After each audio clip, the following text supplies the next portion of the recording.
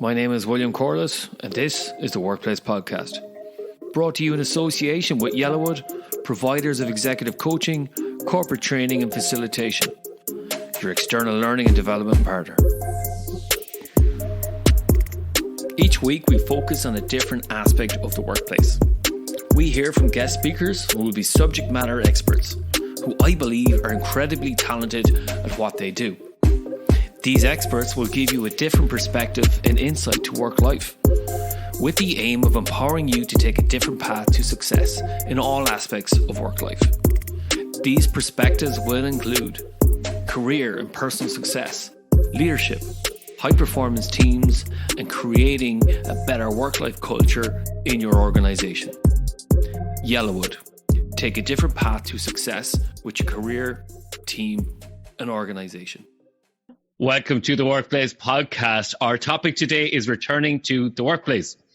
Cali William Yost is the leading authority on high-performance work flexibility, a visionary workplace futurist, strategist, author, and keynote speaker. Yost is the founder and CEO of the Flex and Strategy Group, a solutions company helping organizations unlock performance and engagement by reimagining how, when, and where work is done. Called one of the most sophisticated thinkers on the transformation of work by the New York Times, her commentary frequently appears in the media, including the Wall Street Journal, Harvard Business Review, USA Today, NPR, and The Today Show.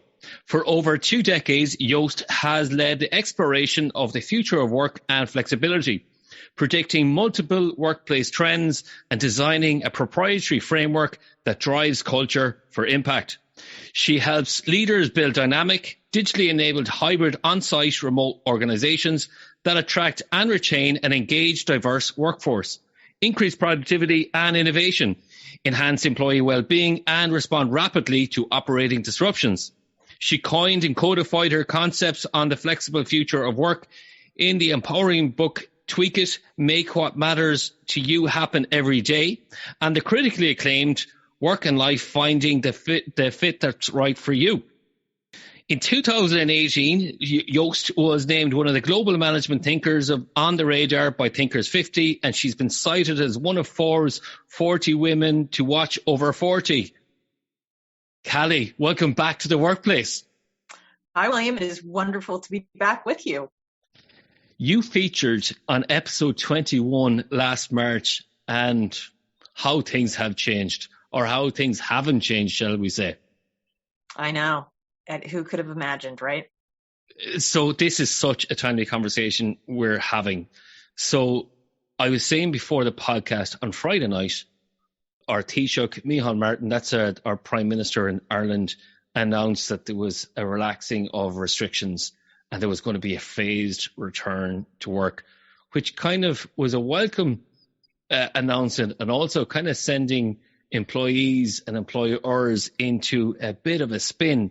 And only 15 minutes ago, as we're recording this is breaking news, Cali, our Tánaiste Leo Varadkar is publishing legislation where there's 13 different grounds under which an employer can refuse the right to work from home. So this is a very timely conversation. So I'm going to start this off. What are the misgivings, or what are the misunderstandings people still have? 2 years in, what are people just not getting? That work has fundamentally changed. And we have to engage in a process in organizations of meeting in the middle, leadership and employees, and stepping back and saying, what do we need to do?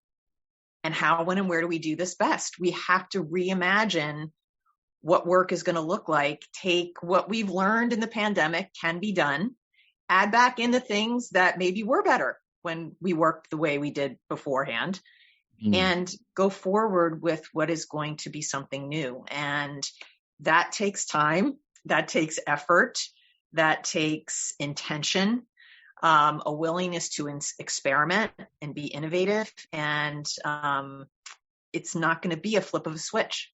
It just is not. And where I'm seeing conflict is that there's this, to your point, it's been announced, we're going back to the office. The assumption is we're going back the way we were. But people have worked so differently for 2 years, they just don't want to do that. And yet there hasn't been this in-between process, this reimagining process where everybody's come to an agreement and said, okay, this is how we're going to move forward in a new, flexible, dynamic way, knowing you're going to learn things, you're going to change things, but again, recognizing it is a new day and this is the new way we're going to do things. It seems like the horse has bolted. What is the next step then? Because beforehand we were talking about, all the different range of possibilities here. We need a small bit of structure on this, but then we can't have too much structure. And I think the danger that certain companies have, it's kind of like one size fits all, or what did our neighbors do, or what did somebody else do? And we're just copying each other. Right. Or actually, are we really taking the approach from an organization design point of view, or what are resources? What's the work that needs to get done? Right. And actually, what's the best fit for us? Am I correct in that approach? Absolutely. And, I think there is, there is this desire for a consistency through policy when really it's only going to be a consistency through process. Yeah. And we're going to have to set initial parameters. And that's the stage I'm seeing missing right now. It's like employees are just coming at their employers saying what it is they want. And that's fine. And I think employers should have a sense of where are people, like what are their expectations, have that baseline, but then go back to your people and say, okay, that's great. But now how can we all agree that we need to be on somewhat of the same page in terms of when certain tasks happens, where does it happen most effectively? When we need to engage in this type of collaboration, in what way is that most effective? And just, again, start to identifying those areas of common agreement, make those your initial guardrails you're working within, and then give people the freedom to work within that framework that you've all established with each other. It's that in-between establishing of the new structure that has not been happening. And you can't necessarily policyize that because there are too many moving pieces and parts to individual jobs and functions within an organization that maybe you can set some general guidelines, like we generally want you to think you're going to be here about 50% of the time or at least 2 days a week. I've had that happen in organizations. There's a guidance. This is what we expect for most jobs. Then you work from there and say, okay, if that's what the general guardrail is for the enterprise, what does that mean for us in our team and the work that we do?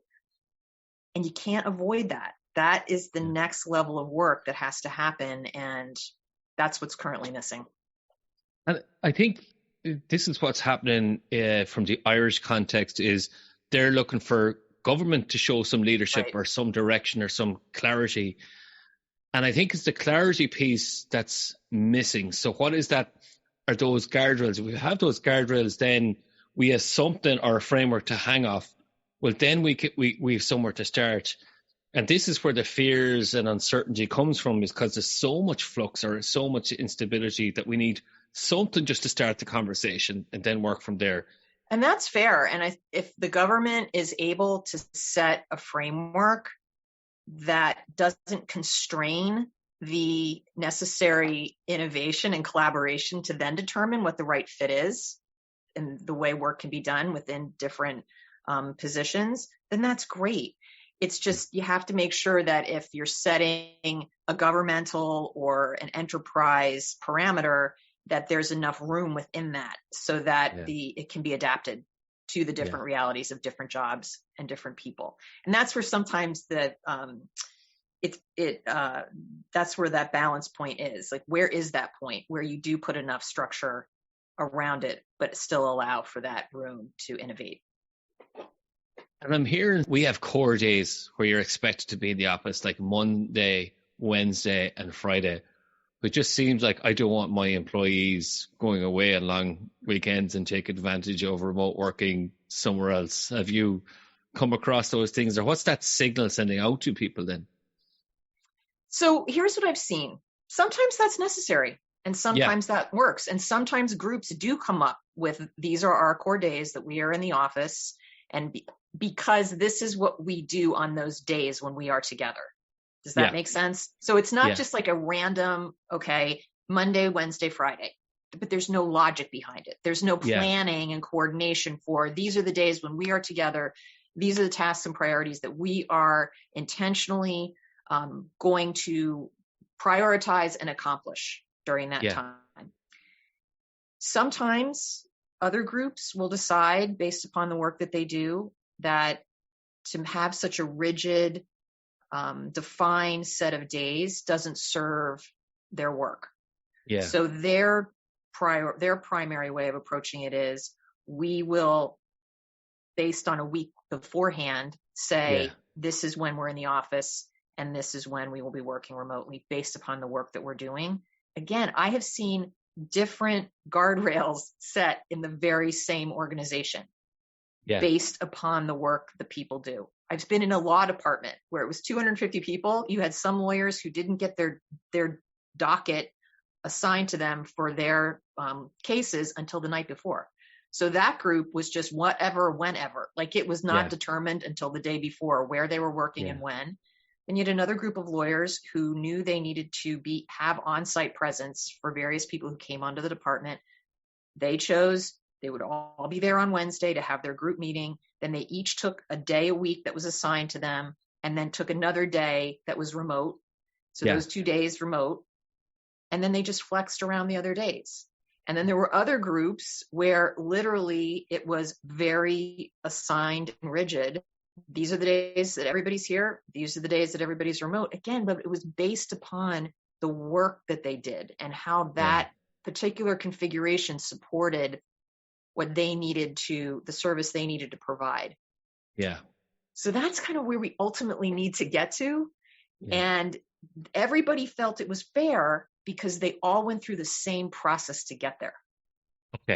Does that make sense? So they focused on what's the work, what's the output, versus, do we really need to be physically present to do that work? Correct. And how, when, and where do we do that best? And they collaboratively came up with those initial guardrails and that framework that they worked within together.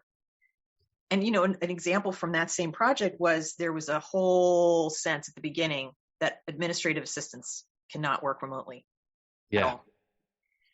And thank goodness the woman who is the general counsel, she said to me, if the administrative assistants cannot find some degree of flexibility with this, then we will not be doing this because it's not fair. Because she believed that there was flexibility in how they worked. So we got in a room with these 30, administrative assistants, and they figured it out. And they figured out that really the only thing that they needed to be there for was to greet people who came on the floor, which did not happen actually all that much, and also to cover phones.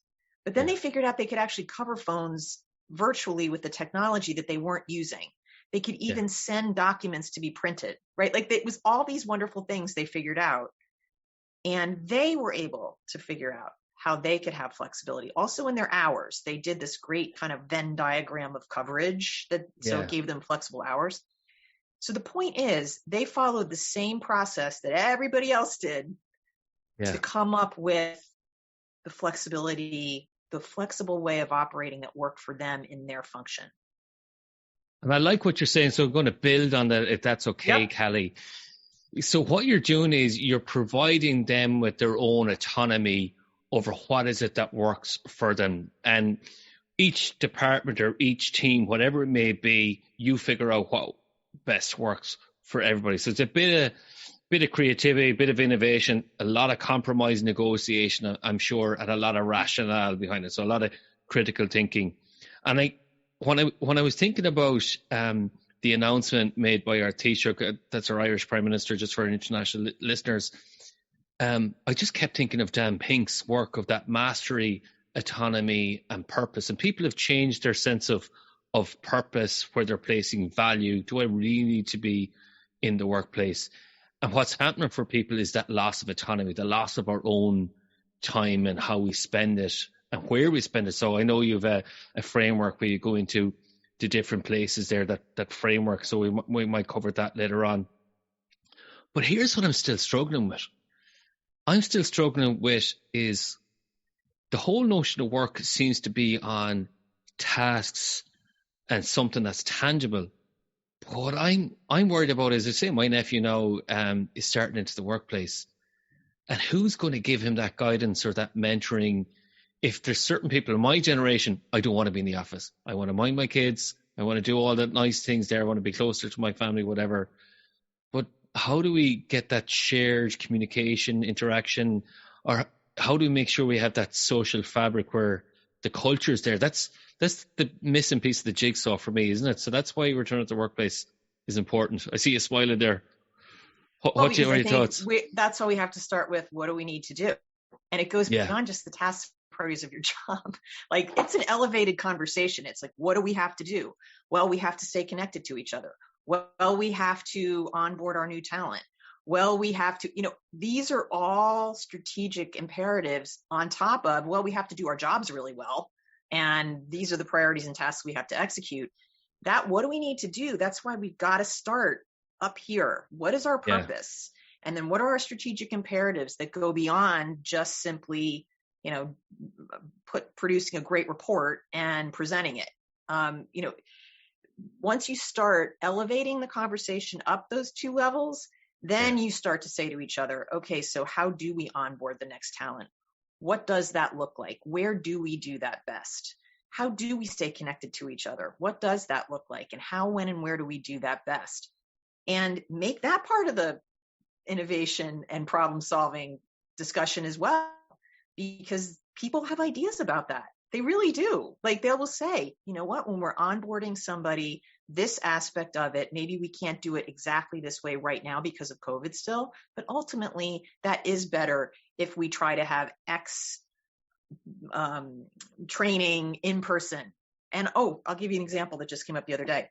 So we work with a professional services firm, and they've done great, like, very, very profitable, all great. But they definitely know that the young people that have started have missed out on the core opportunity of watching a partner interact with a client. There's just something about watching that interaction that is meaningful. So part of the conversation they've been having, and what do we need to do? We need to give younger employees that opportunity. So how, when, and where do we do that best? We do that on the client site. When the partner is going to be there, then we are going to intentionally agree that people will all be on site. The younger team members will be on site with that partner to witness that client interaction. So again, these are some of the sort of agreements and guardrails that are being deliberately put in place, where everybody agrees up front, when these particular things are happening, this is the way we all agree it's done most effectively. And what you're essentially doing is you're coming up with your flexible operating model, the flexible dynamic way you are going to work together. And that is not necessarily focused only on where. Yeah. And that's our problem, is we're still focusing a lot of time on the where are you working? And we're missing the forest for the trees, that we're not focusing first on what are you doing?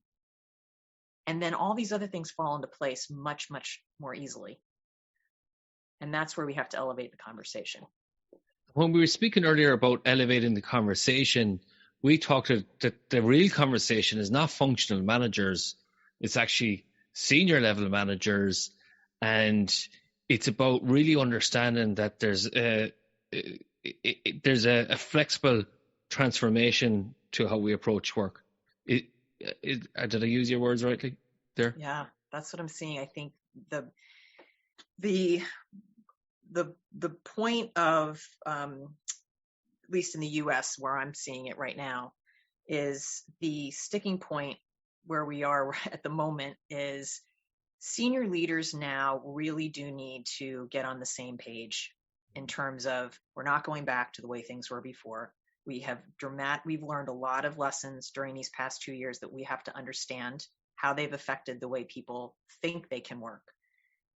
And we, as a senior leadership team, have to begin to say to ourselves, what does a flexible, dynamic way of operating mean for our organization? Why do we need to do it? What does it look like, and how do we get there? And until they have that shared understanding and that shared agreement that really things have changed, it's going to be difficult for the functional leaders who are often tasked with trying to execute some kind of a new way of working, like let's say technology or HR or even facilities, it's going to be really hard for them to do their part in the change process, to get the traction they need to make the change they know has to happen a reality. But even more so, it's going to be harder to get line managers and employees to partner and figure out what they need to do differently, because they don't see the sense of urgency at the senior leadership level, setting a new vision for the future. Yeah. So again, I think there's still this sense that we haven't changed, and yet we have. So that's where I see the challenge at the moment. And it seems to me that the reset hasn't happened, or they haven't accepted that there is a new reality out there of this flexible working. And what is the resistance there? Do you think what comes up in conversations? So there are a couple of things, but I'm going to tell you why I think the resistance is there, and then what happened this week that I think is ultimately going to change things. So I think the resistance is there because they literally do not know how to execute something new on the other side. If you think about it, this is historic. This is unprecedented. The normal kind of rule book around how you would quote unquote flexibly work, which is, I guess, to put a policy in place in HR, doesn't hold because this is truly about a new operating model. So it's got to be all hands on deck. Like I like to say, 2 years ago in March 2020, when the world shut down, it was all hands on deck. We were operating in a new way. Everybody get on it. Okay. We need to be at the same place right now. Like, new way of operating, all hands on deck. But here's the cool thing. Right now, we get to choose. Back then, we didn't get to choose. It was a crisis. We had to respond. Yeah. Now you get to choose. Now you get to step back and say, all right, how do we want to do this? And do it thoughtfully and deliberately. But it's got to be that same sense of all hands on deck. Like, this is now a new way that we need to evolve to. And I don't see that. Now, here's what happened this week in the US that I think is going to make a difference. Finally, where it's going to be, we really all have to get serious that this is going to, you have to do things differently.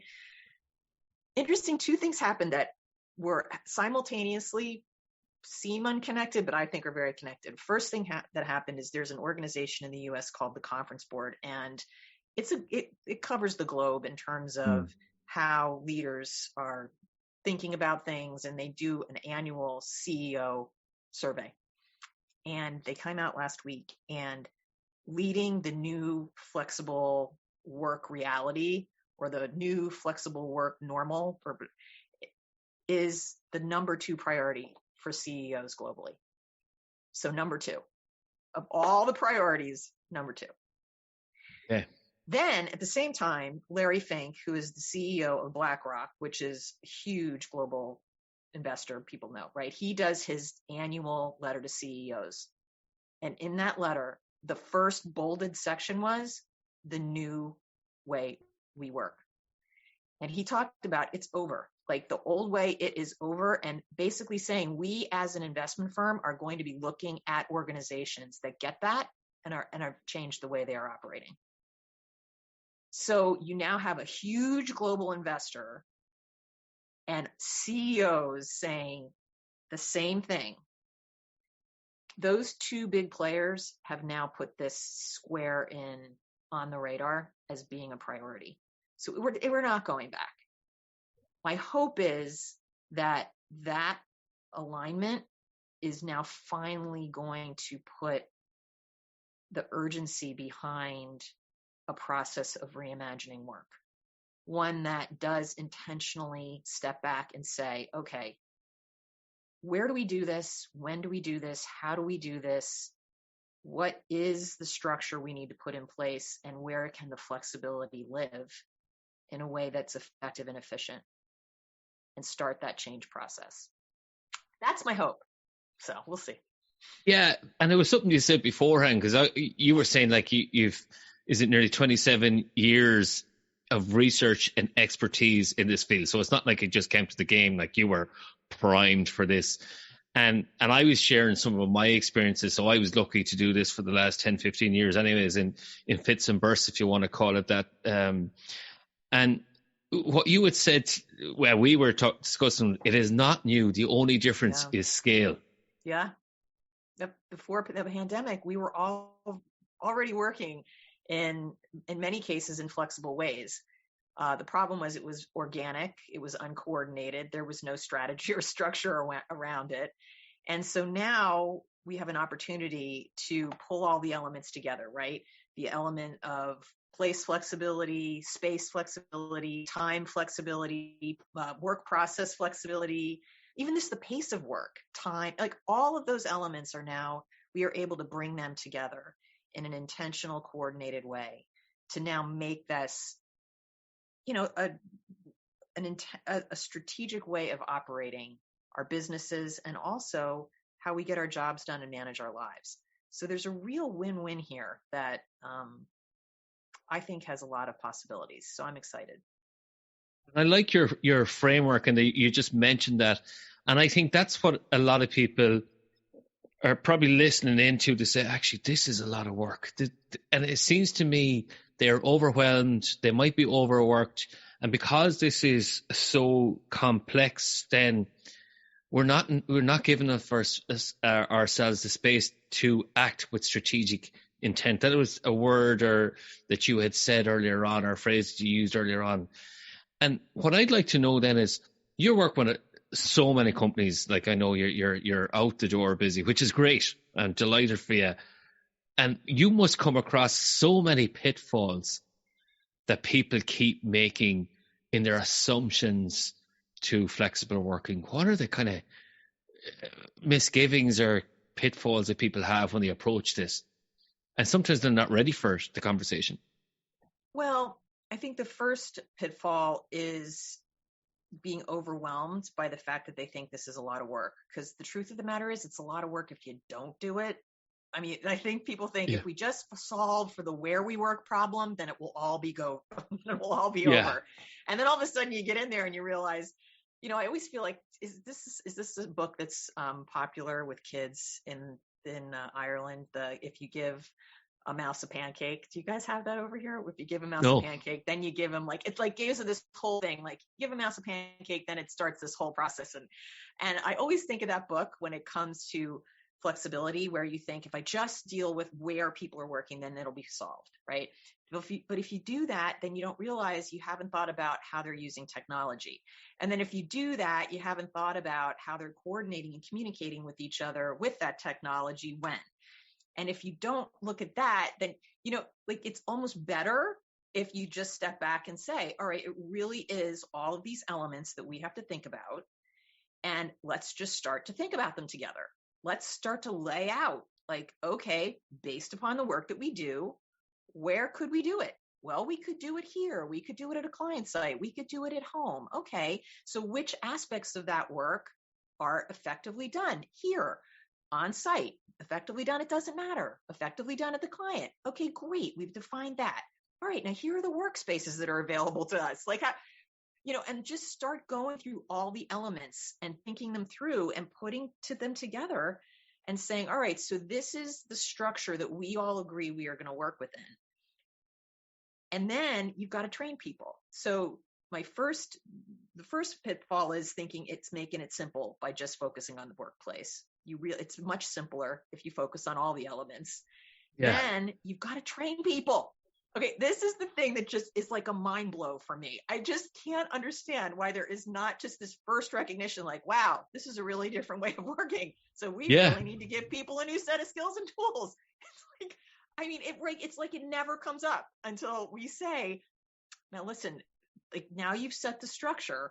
Now people need to know how to operate within this structure, which means they need to be trained.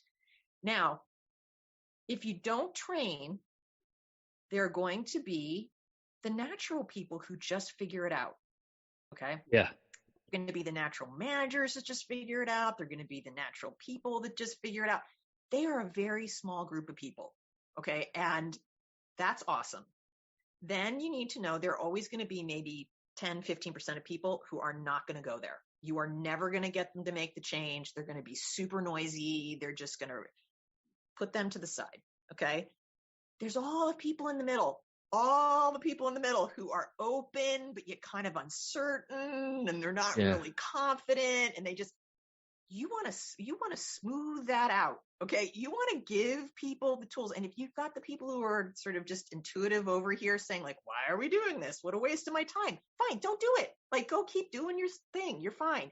But you've got to give the people in the middle some guidance on now, how do we plan together? How do we coordinate together? How do we execute together? And I'm going to tell you, that means managers need to manage. Okay. We do not train managers. We now need to train managers to manage, to clarify what performance metrics are, to have regular check-ins with people where they're prioritizing and giving updates, like good basic management stuff. But then they also need to know how to coordinate across the different dimensions they are now leading people. They have to be trained. Teams need to coordinate with each other. And then people need to know, and this gets back to my books. So you have my books. People often wonder, like, why'd you write books about managing your work-life fit when you're a work flexibility strategist? Because I figured out really early on that a company can't give you your work-life fit. They can be flexible, but then you need to know how to leverage that and intentionally use it. And people don't know how to do that. They don't know how to put the boundaries up. They don't know how to be intentional about what they need to get done and how, when, and where they're doing it based upon the guardrails that have been set. So again, this is where it's falling apart, is you kind of, in trying to simplify it, you're making it more complicated. And the opportunity is to really simplify and accelerate that system of change and begin to just put the innovation in place. So. And I like the fact that we have to equip people with the skills through training. And another point you made, and I did this 3 or 4 years ago with an organization. They were trying to, I suppose, utilize technology more. And I was going, how about we look at it from a marketing point of view? You have innovators, earlier adopters, you have laggards. Yes. You know what? Are you focusing and we need to accommodate for everybody here. So we were doing that. This is what we need to consider. So, and there's all these different levels that people may not be aware of, but it is actually easier than you think, isn't it? Yeah. There's a little bit of negotiation going in, but we need, and I'm really glad that you mentioned boundaries. The organization needs to set boundaries as well, to say, actually, this is core to our strategy. Here's the rationale. If culture is an important part of that, well, what's the important parts of culture that we need to see? Yep. And let's get the metrics around that. What are the behaviors we want to see?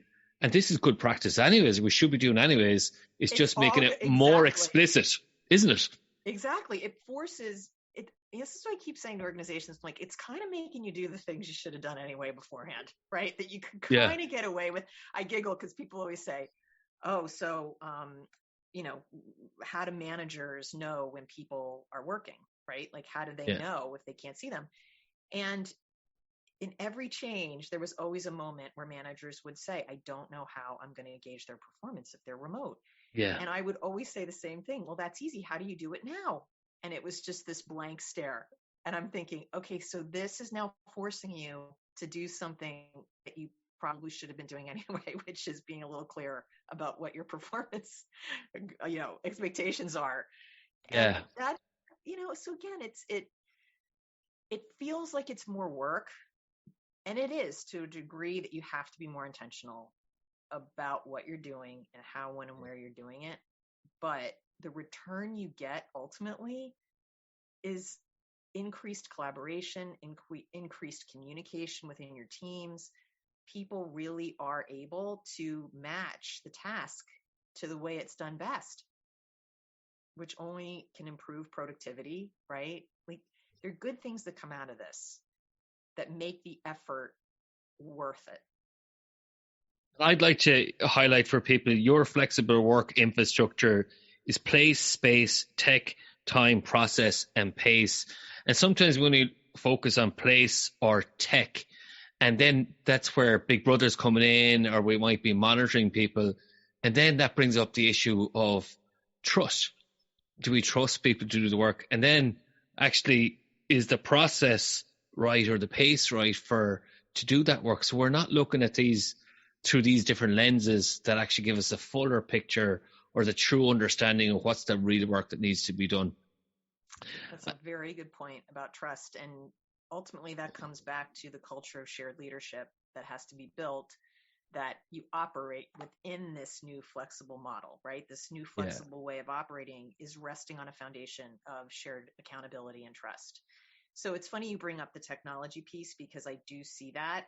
And what my experience is as long as people understand why there might be metrics that are being drawn from technology to understand how, when, and where work is being done, as long as they understand why those metrics matter, okay?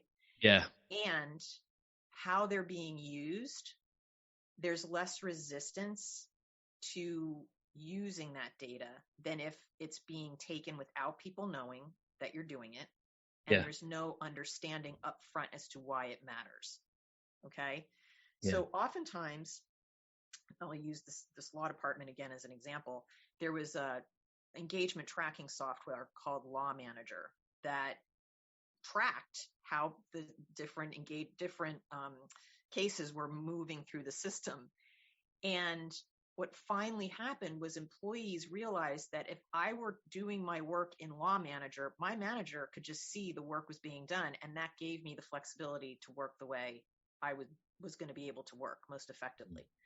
So once that was understood by all parties, there was a less resistance to managers tracking engagements and cases in Law Manager. And so it wasn't like it became a monitoring. It was more of a just understanding how the work was progressing. The other thing is, if you have if you're using the time somebody's logged on versus when they're logged off versus keystrokes versus, that's when it gets a little goofy. And it's like, okay, it's more, are they performing for you? Are they easily accessible? Are they coordinating with other people? That's more important. So you have to make sure the data you're getting matches the purpose and people understand what it's all about. And it is about what you're measuring as well. And something else that came to me recently then is when first of all, you have certain people who didn't want to leave the office. No, we're gonna lose all of this. And there's a certain element that we've lost, like certain relationships that we have at work, or we're just not having those chance interactions or something like that. And I often am reminded of like Kubler-Ross, the work of Kubler-Ross, where we go into the shock and denial, and there's a bit of anger and depression, and then acceptance, and maybe a bit of bargaining. And I think coming back into the workplace, we have to realize that certain people are so used to that autonomy that there is going to be a certain sense of loss and shock. Is this really happening? And there is a danger that if we don't get this right, we're going to lose people. And my biggest fear, and this is what I was talking about, Sally Helgeson, which I mentioned you, by the way, in your book, which was great. Thank you. And that I'm going to go back to that book, Work and Life, finding that fit that's right for you. There's so many resources in this for listeners. So, but there is a certain element that if I'm anxious about returning to the workplace, what are the questions I need to ask myself, or what do I need to accept? Like if somebody's listening in and they're saying, listen, they might be saying, when I'm at home, I can do it all. If I'm expected to be at the office, I can't. Whether it's childcare, whether it's chores, whether it's exercise, work-life balance. What advice would you give to someone if they find themselves getting anxious about, going back to the workplace or the office itself, the physical office? Two things. One, I think most people are okay going back to the office, at least. So Nick Bloom, who is a professor at Stanford, has done a lot of research into what ultimately will be the mix of on-site and remote. And I happen to agree with what he's ultimately projected, which is it's going to be most people are going to be somewhere between 2 or 3 days a week on site. Okay, and because they want that. And in my experience in pre-pandemic flexible work transformations, when given freedom to choose, teams often did come to that 2 to 3 days a week. So I think that for most people is genuinely what they want. So then the question becomes, how do you make that transition to something you know you may want, but you're moving now from I'm being full-time remote? And I do think there needs to be a recognition that we're going through a transition. And this is where the work of social psychologist named William Bridges, we've been using it in our work. And in fact, we just did a series of trainings where at the beginning of the training, we asked people, how are you feeling about this transition to a new flexible way of working? And there's a whole list of feelings that you could, and some are very positive, some are more neutral, some are more less positive. And what we found across the board, so we recently did a training with 400 managers and 600 employees. And the managers who went through the training, most of them, let's say 70% hopeful. 37% said uncertain. Okay. And then we did it with the employees, same thing. Most, like 65, 70% hopeful, 27, 30% said uncertain. And there's a high likelihood that those two feelings are existing at the very same time, right? At any point in time, hopeful and uncertain. And so I think it's important, at least over these next few months, that we let that hopefulness be celebrated and supported. At the same time, let it be okay when you're uncertain. And don't feel bad about it. And just know you're going to feel these things. And as you get more comfortable, as you grow into this next way of being, you'll master that too. You really will. And this is where I think we have to be very patient with each other. One of the things we emphasized in this training to the employees and to the managers is this is where you both are. So give each other the safety, the psychological safety to try something new and maybe fail. Yeah. Be able to say, I'm not comfortable right now, and have it be okay. Yeah. And move through this next phase together. That's what I would say.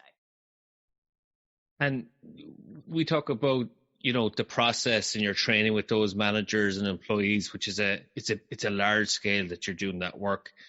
And if I was, I suppose, a CEO listening in, and I wanted to know more about your process or the journey that you would bring my company on, what are the different stages that you might bring me on? Like, do you start with the overall strategy, envisioning piece and mission? What is the journey that you might bring me on then? Well, it really just depends on where the organization is. I think with anything, and this is always the great, we have to do discovery, right? Like, every consultant starts at the beginning. Yeah, exactly. Right? I do the same. I know, right? It's true. I mean, you want to discover where they are, and you want to help them understand, first and foremost, how has work transformed over the last 2 years? Get a baseline understanding of where your people are, where your managers are, just really get that current state understanding first, because there is an odd hesitation to survey employees, which I get. In some ways, it's almost like if we don't ask them, then we don't have to know. Yeah. You got to ask them, because you need to know where they are, and they will understand if you don't do exactly what it is they have said, but you at least have to have acknowledged you want to hear it. Okay. So, right. And the same thing would be said for managers. Like, what's their experience? So I'll tell you what we found. Okay. So we found in recently in an organization, employees are like, I rocked it, man. My productivity was amazing working remote. And then you had the managers over here were like, you were good, but I don't know about amazing. Okay. Like, and then you can see, okay, there's a gap here. Okay. Something was not working. And then you can begin to unwind what it was. And in that case, truly the managers had not been very clear about performance metrics. Yep. Employees legitimately felt they were awesome, that they had survived a pandemic and a radical disruption of the way they worked and managing their lives. So that was true. That is true. They should be given credit for that. But managers also sometimes felt that they themselves had to take on some of the slack for the work that wasn't getting done. And they just felt not resentful, but a little bit like, yeah, we need to reset this because I can't keep going this way. And so again, it was just a good way to understand where the disconnect was between these groups and begin to identify from that how we now need to move forward in the next iteration. So you have to discover where you are. And then to your point, then you've got to move on to the leadership needs to get on the same page in terms of what is the new flexible work reality for my organization? Why does it matter? How are we going to execute this? And really put out there that urgent call to action. Because as I said before, I think we're in an all hands on deck like moment again, where now we got to all work together to figure out what this next iteration is going to be. And then you put in place, right, the training, start putting the guardrails in place with each other. What does it look like? Training, piloting, assessing, and at the same time, aligning the other parts of the organization around this new way of working. I mean, it really is this deliberate process. And I like it's a deliberate process. It's consensus building as well. Yep. What is the work that we really do? And it is slow work. It is valuable work. And something you pointed out before is you're a lot more productive because then you're not putting out fires or dealing with conflict or dealing with HR or legal issues. And there's a point there that you've made there. It's a bit like if we don't ask the question, it's like willful neglect of your employees. So by even engaging with that, you're showing people that you care, and it's really about making sure that we want to create a work environment that has a psychological safety that you talked about there, that Amy Edmondson work. And it's reassuring when I listen, because that's exactly my approach. I kind of go, okay, where you're at, what are your challenges, what do you think your blind spots are? And I is it okay if I ask you from a facilitator expert point of view? Like, I often go in with people and I go, I need to have a relationship with you where I can give you a tough message. And I'm like, I can't go to the next step unless I know I have permission to hold you accountable or to challenge you. You're like, do you take a similar approach? Because I can be fairly challenging now. And the most senior person in the room, I'm probably even more challenging if I'm honest. But I tell them that in a 1-to-1 if I'm honest. Exactly. Yeah. I think it's also, that's the role you play. That's the tension that you have to hold, right? You go in seeing the possibilities for them, but they have to be where they are.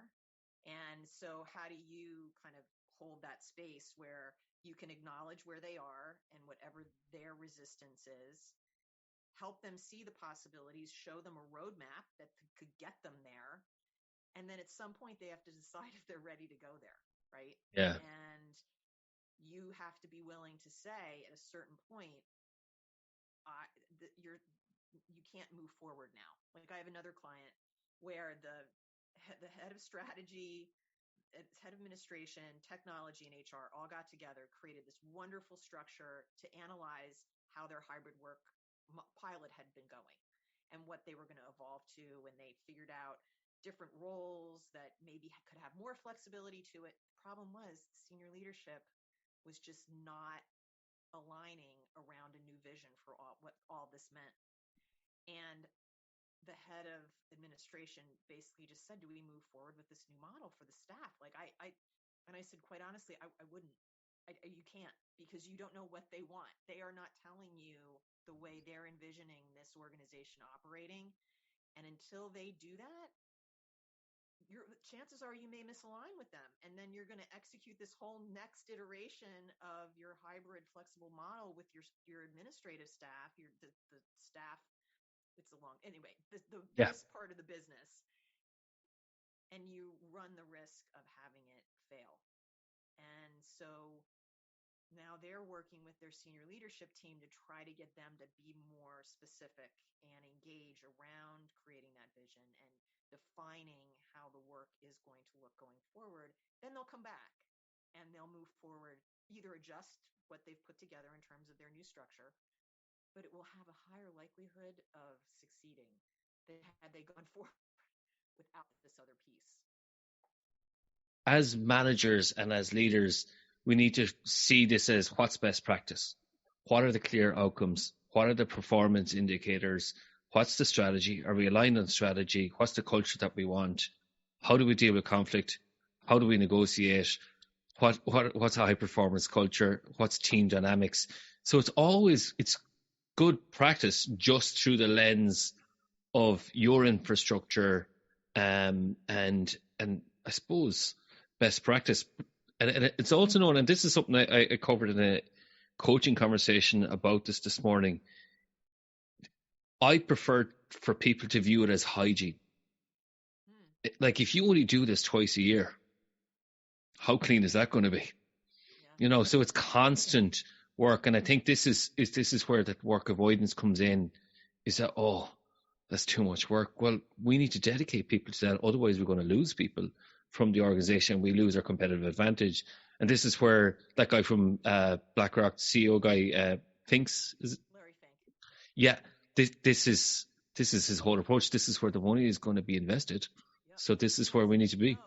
They know, and this is where the work of one of my favorite academics in this area, Alex Edmonds, he's a professor at London Business School, and he wrote a book called Grow the Pie, and he did the most amazing research about 12 years ago. Where I first learned about him is he compared two stock portfolios, one of the best companies to work for and just a regular portfolio, and he found a material difference in the return on the best companies to work for, and the differentiator was the focus on employee satisfaction.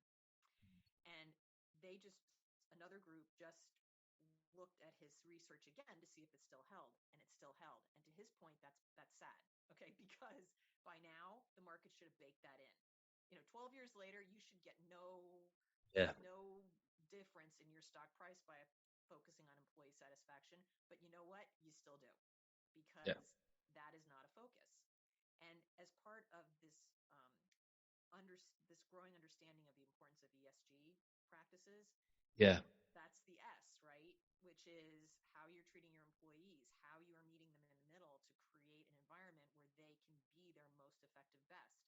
And man, oh man, employee satisfaction post-pandemic, flexibility, number one, okay? So what Larry Fink is basically saying is this new world of work is something we are going to look at, because if you're not focused on it, it's going to show up in your stock price as a detriment. But those that do, it will show up in your stock price as a premium return. Now, ultimately, I hope we get to the point where you don't get a premium return anymore because everybody's doing it. Yeah. But that's not the case now. So to your point, you've got to keep making this part of your day-to-day evolution of how your organization is operating in a new world, right? And it has to be ongoing, because you're never done. But again, we know we're not, okay, we were doing it anyway before the pandemic. We were just not doing it intentionally. So all of the things that you just mentioned in terms of team dynamics and all those aspects that go into building a great organization become even more critical when you're working in a flexible, dynamic way. And that's really what this is about, to your point. It's just like doing the things we knew were really critical, but now not having a choice and benefiting from it. So if you were to give a couple of top tips for managers to get this right with their team before they go back into the workplace. We're on the phased part now where it's just been introduced, and legislation has been, I suppose, rushed in, if you want to call it, because it was only announced on Friday and now we're here on Tuesday. What advice would you give to managers? First thing I would do is ask your people what they want. Okay? Tell me what you want. And don't be afraid to ask that question. See, I can't guarantee we're going to give, I just want to know where you are. Okay? Yeah. And frame it as a now and a next. This is also very helpful. Right now, they could be feeling one way, but ask them, look 6 months from now. Imagine that we're past this sort of period of uncertainty. What do you want 6 months from now? Then sit down, you as the manager, and say, based upon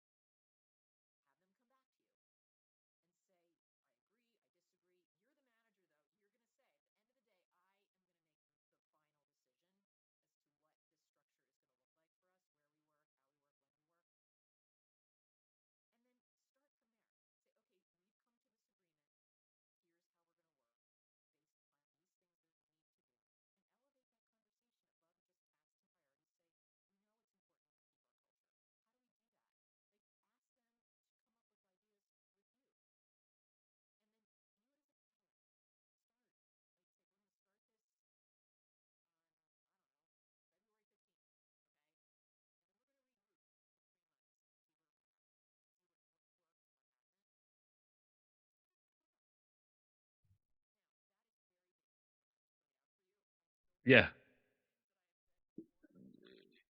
Of course. Yeah. I'm a mediator, and what you were doing there is really highlighting what are the shared interests and shared needs. That like that PIN model from Urey and Fisher, the Harvard negotiation model. And what you were doing at the start is saying, hey, let's share our stories. Let's find out what are the issues, the red buses, the things that are causing contention. What are the green things? What are the things that we both agree on that are great?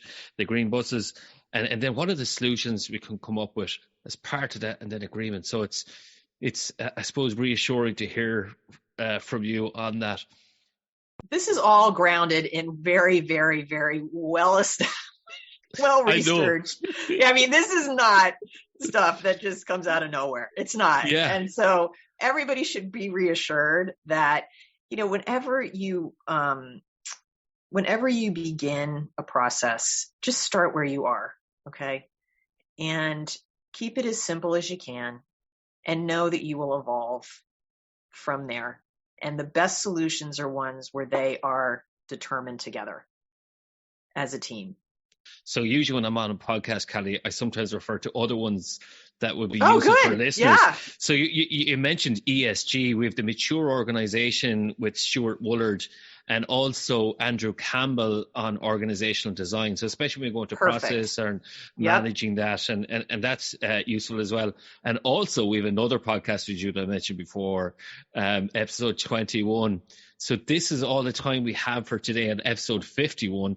Cali, I'd just like to, if people wanted to know more about your services, or if there's anything that you'd like to say to our listeners, I'd like to give you the opportunity now. I just am so grateful, William, that we have these conversations. This is a global issue, and I'm just always so happy to hear that everybody around the world is thinking about this, and we're all in this together. And the more best practices and the more inspiration and support we can give each other, the better. So I thank you for that. You can go to my site, Flex Strategy Group. You can see what we're up to. Go to my blog. I'm on Twitter. I'm on LinkedIn. Right now, my thing is to go to LinkedIn and comment on all the articles that are out there about this, where I often do not agree with what is being said. I love your art. So if you want to go to LinkedIn, if any article comes across your radar and you're like, oh, I wonder, go to LinkedIn. There's a chance I'm saying something about it. So I love that. I love your approach to LinkedIn. You're going to go, no, that's not good practice. Wait, I tell you, and I love when you're calling people out to go, oh, by the way, I'm doing this for 25 years. I've got this. I love your approach. Fair play to you. Cali, thank you so much for your time. It was so good to talk to you. Thanks for coming on to the Workplace Podcast. And to our listeners, thank you for your time today. That's it for this episode of the Workplace Podcast. My special thanks to this week's guest for a wonderful discussion. If you want to get in contact with the podcast about a workplace topic or a particular challenge that you're facing, contact me via Twitter at different paths. You can also connect with me on LinkedIn, William Corless, Corless, or go to my website, www.yellowwood.ie. Yellowwood, your external learning and development partner. Provider executive coaching, facilitation, and training. Take a different path to success with your career, leadership, team, and organization.